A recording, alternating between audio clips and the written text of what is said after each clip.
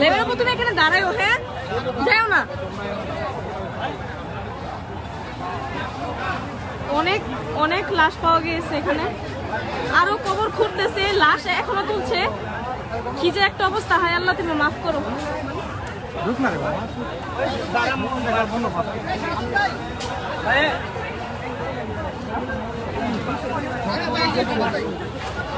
লাশ খুঁড়ে ওদের উঠানো হচ্ছে।